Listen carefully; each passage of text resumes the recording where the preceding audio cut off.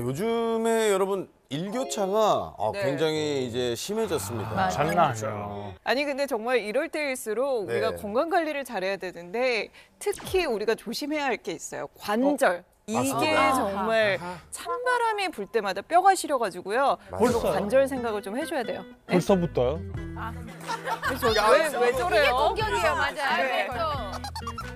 예. 야, 알베는 예상 못했다. 와, 되게 속상하다. 네, 되게 알베는 속상. 알베가 최고의 그러니까 너무 방어선이었거든요. 속상하다. 진짜 그러세요? 최고의 방어선이었어. 이게 근데 이 아픈 네. 것도 여름에는 얘네들이 또 잠잠해요. 여름에는 가만히 있다가 이제 날이 추워지면은 막 뼈가 시리다느니 관절이 시리다느니 막 바람 들어오는. 끙끙 앓는 분들이 어. 굉장히 많거든요. 이게 다 선생님 날씨 때문인가요? 예, 가을에는 일교차가 커지게 되는데요. 이럴 경우에 관절에 있는 그 윤활유를 뿜어주는 활액이 굳어서 관절이 굳는 느낌과 함께 통증을 호소하는 경우가 많습니다. 특히 퇴행성 관절염의 대표적인 부위로 우리가 이제 우리가 뭐 허리 이렇게 얘기를 많이 하잖아요. 그렇죠, 그렇죠. 무릎 같은 경우에는 만져보시면 뼈도 바로 만져져서 피부가 굉장히 얇은 편입니다. 아. 때문에 이 뼈 뒤에 숨어져 있는 연골도 작은 충격에서 쉽게 손상을 받을 수가 있습니다. 그러면 정말 날씨가 추울 때 더 조심해야겠네요. 네, 맞습니다. 이 기온이 떨어지면은 이 관절을 둘러싸고 있는 인대, 힘줄이 이제 쉽게 굳어지게 되고 그러면서 이제 작은 충격에도 큰 부상으로 이어질 수 있기 때문에 주의를 하시는 게 좋겠습니다. 관절염은 솔직히 그 나이 들어서 그런 줄 알았는데 주변에도 많더라고요. 맞아, 네. 맞아요. 다들 일단 나이를 먼저 생각을 하실 텐데 요즘은 중년들도 안심할 수는 없습니다. 그렇죠. 실제로 40대 이상의 90%가 관절 퇴행성 변화를 겪게 된다고 하고요. 또 45세를 기점으로 관절염의 발생 확률이 10배 정도 증가하는 것으로도 알려져 있습니다. 야, 이게 그러니까 어리다고 나이 불문하고 이 방심할 일이 아닙니다. 그러니까 여기 있다고 그러네요. 방심하면 안 된다니까요. 그래요, 맞아요. 왜 날부터 방심하지 말아요. 괜히 얘기했네요. 그리고 막 겨울에 맨다리로 다니고 이러면 안 그래. 돼요. 뼈에 바람 들어. 어. 조심해. 근데 우리가 또 관절염도 무서워하지만 네. 이게 합병증이 정말 무섭다고 들었거든요. 네, 맞습니다. 이제 관절에 생긴 염증이 이제 관절에 국한되면 다행인데 네. 이게 이제 연골을 파괴하는 것은 물론이고 그 염증에서 나오는 그 여러 가지 물질들이 혈관을 타고 온몸으로 다 퍼지게 됩니다. 그렇게 되면 이제 전신 질환을 유발하게 되는데 생각도 못하시는 치매.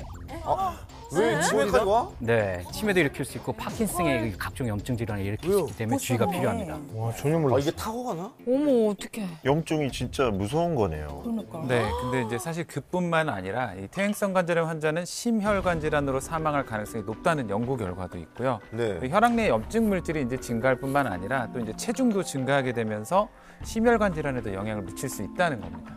또 이제 장기간 퇴행성 관절염을 겪은 환자의 경우에는 심혈관 질환 사망률이 26.3%, 이거 뇌졸중의 높은 발병률은 건데. 36% 정도 더 높다는 연구 결과도 있습니다. 이게 우리가 이제 건강하게 살려면 네. 우리가 관절 관리를 진짜 열심히 해야겠네요. 맞아요. 네, 맞습니다. 이 관절의 수명을 결정하는데 가장 중요한 게 바로 관절의 핵심 구성 성분이 연골입니다. 네. 그 두께가 정말 한 3mm 정도밖에 되지 않습니다.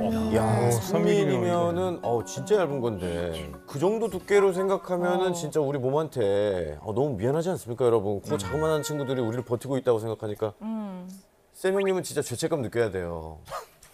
3mm를 지금 다 맡기고 있는 사과하세요. 겁니다. 관절한테 사과하세요. 관절한테 사과하세요.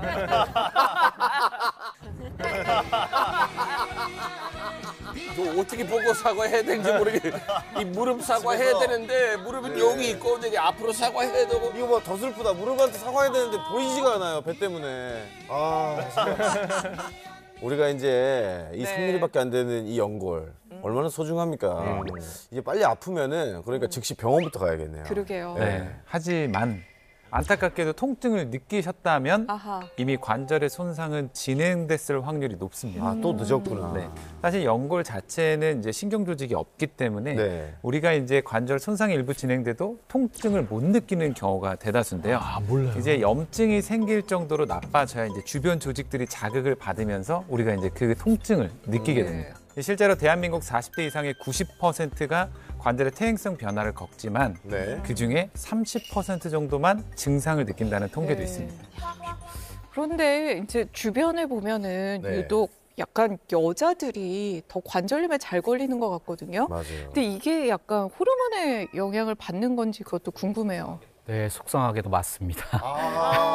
어떡해, 조심하자. 진짜 여자들은 진짜 조심해야겠다. 맞습니다. 이 여성 연골은 이제 남자보다 좀 더 취약하고 두께도 조금 더 얇은데요.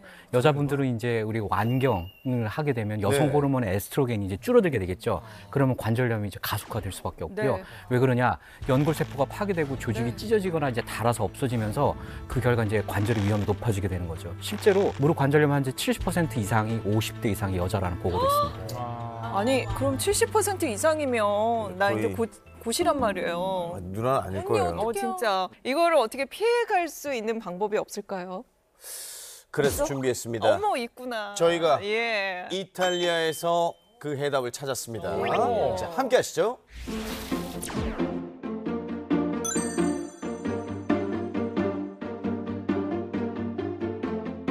이탈리아가 올해 가장 건강한 국가 1위네요.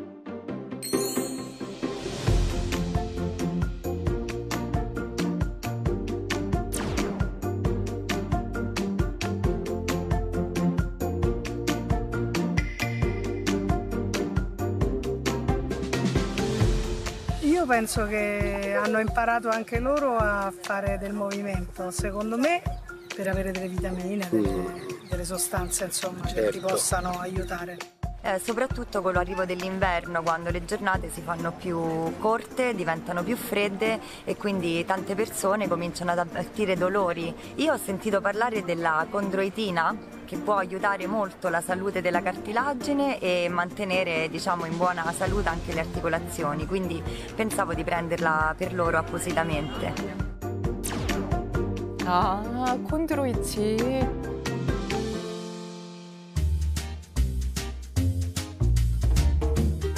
Allora, la condroitina, che fa parte della cartilagine, esiste nel nostro corpo, ma il problema è che si consuma con l'andare dell'età, per esempio durante determinate malattie, perché l'articolazione funziona meno o meno bene. Quindi è importante sostituire le cellule danneggiate. Dove si estrae la condroitina? Normalmente si estrae o dalla cartilagine di squalo o di mucca, che è la cosa più frequente, o per sintesi. E la cartilagine di mucca è estremamente valida ed è anche molto assorbibile, quindi è un buon prodotto da prendere. Quindi i movimenti non sono più tanto fluidi, mi fanno un po' male le ginocchia, ogni volta che cammino sento un po' di fastidio, dolore, però ho visto che se prendo la condroitina va molto meglio. Ho preso un prodotto a base di condroitina.